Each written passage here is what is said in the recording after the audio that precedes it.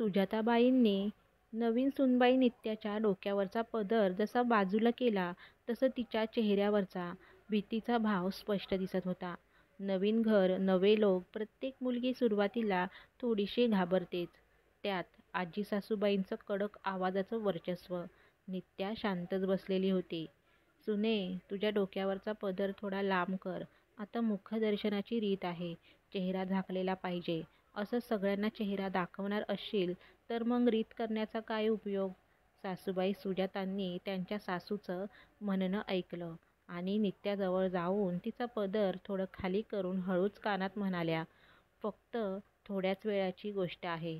मी तुझ्या नंदेला सांगते, ती तुझा पदर वर करेल. घाबरू नकोस." थोडं नित्याचं मन हलकं झालं. काही स्त्रिया येऊन तिचं मुखदर्शन करतात आणि मग नणंद रश्मी येऊन पदर वर करते. "अगं आजी, आजकालच्या काळात असं लांब पदर कोण करतं? वहिनीला किती उकडत असेल. आता मुखदर्शन तर झालंय ना, सगळे चेहरा पाहून शगुन देऊन जातील." रश्मी म्हणाली. "अगं रश्मी, हे जुन्या काळचे रिवाज आहेत. करू देत," आजी म्हणतात.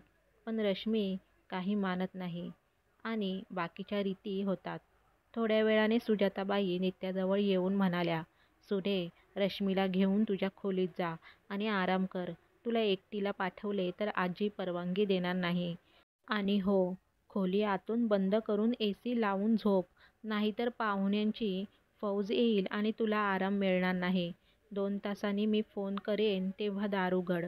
थोड्या वेळाने आजी विचारतात, "नवीन सून कुठे गेली?" सासूबाई रश्मी तिच्या साड्या बघतेय. दोघी नणंद-सून आत आहेत.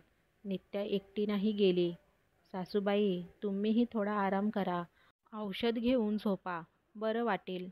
नित्याची झोप झाली आणि बरं वाटलं. मग ती खाली आली. पुन्हा काही रीती झाल्या आणि पाहुण्यांची निरोपाची वेळ आली. नित्या सर्वांच्या पाया पडून शगुन घेते. तेवढ्यात रश्मी म्हणते, "मम्मी, मला परत जायचंय. आरुषची परीक्षा आहे. आता राहणं शक्य नाही."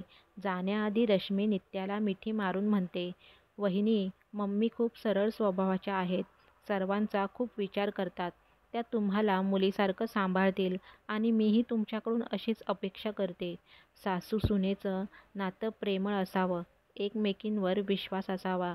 रश्मी सासरी जाते आणि आता घरात आजी-सासू, सासूबाई, दीर आणि नित्याचा नवरा राहतात. नित्याला लक्षात येतं की तिच्या सासूबाईंना म्हणजेच सुजातांना आजी-सासू सतत टोमणे मारतात, काहीही सन्मान देत नाहीत आणि त्या शांतपणे सगळं सहन करतात. "सुजाता, माझी चहा अजून का नाही आली?" आजी-सासू म्हणतात. पण नित्या चहा घेऊन समोर उभी असते. "आजी, मी तुमची पण सून आहे. मम्मीजींचं डोकं खूप दुखत होतं. मीच बाम लावलं आणि त्यांना झोपवलं." नित्या शांतपणे सांगते. सुजाता म्हणते, "नित्या, तू आल्यावर लगेच जबाबदारी घेतलीस. तुला अजून सवय नाही आहे. मी वर्षानुवर्ष सगळं पाहिलं आहे. मम्मीजी, मला थोडा वेळ लागेल शिकायला. पण मी पाहिलं की तुमची तब्येत ठीक नव्हती. तुम्हाला विश्रांती लागेल. तुम्ही मला मुलीसारखं पाहता तर मीही तुम्हाला तुमच्या मुलीसारखं सांभाळेन." "ठीक आहे, मग सांगा, तुम्हाला कोणती भाजी आवडते?" सुजाता थोडं गप्प होतात. "मी तर सगळ्यांच्या आवडीनिवडीनुसारच बनवते. माझी आवड तर विसरूनच गेले. मम्मीजी, आजीसाठी एक भाजी बनवेल आणि तुमच्यासाठी दुसरी. तुम्हाला आवडणारी भाजी सांगा." "माझ्या आईने माझ्यासाठी दुधीचे कोफ्ते बनवले होते. ते खूप आवडायचे. आता आई नाही आहे, पण तू करशील तर पुन्हा तो स्वाद येईल." "ठीक आहे, मी करेन." सुजाता म्हणते, "तू भाजी कर, मी बाकीचं पाहते." दोघी सासू-सून एकत्र हसत गप्पा मारत स्वयंपाक करतात. आजी हे ऐकतात आणि रागाने म्हणतात, "तुला काही अक्कल नाही का? सासू झाली आहेस तर थोडं सासूपण दाखव. एवढं प्रेम करू नकोस. या आजकालच्या मुली डोक्यावर बसतात. तू लक्ष नको देऊ."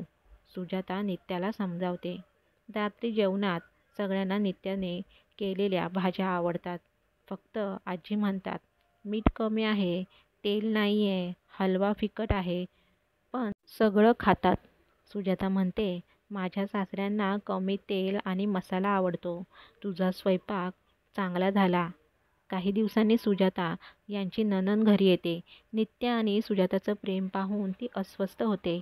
एकदा नित्या आपल्या नवऱ्यासोबत सिनेमा पाहायला निघते, तेव्हा आत्ते-सासू म्हणते, "पाहुणे घरी आले आहेत आणि सून बाहेर जात आहे." सुजाता म्हणते, "तुम्ही पाहुणे नाही, घरच्याच आहात. नित्याने सगळं करून ठेवलं आहे. मी पोळ्या करेन. आता त्यांचे फिरायचे दिवस आहेत. मनीषला फक्त रविवार मिळतो. मी आहे ना." आता हे सगळं हे आजींपर्यंत पोहोचतं आणि त्या रागवतात. माझी मुलगी घरी आली आहे आणि सून बाहेर गेली. अपमान केलाय. आता सुजातांना सहन होत नाही. सासूबाई, खूप झालं. तुम्ही मला बांधून ठेवलं, पण मी माझ्या सुनेला तसं ठेवणार नाही. नवीन लग्न झाले आहे. त्यांना वेळ द्यावा लागतो.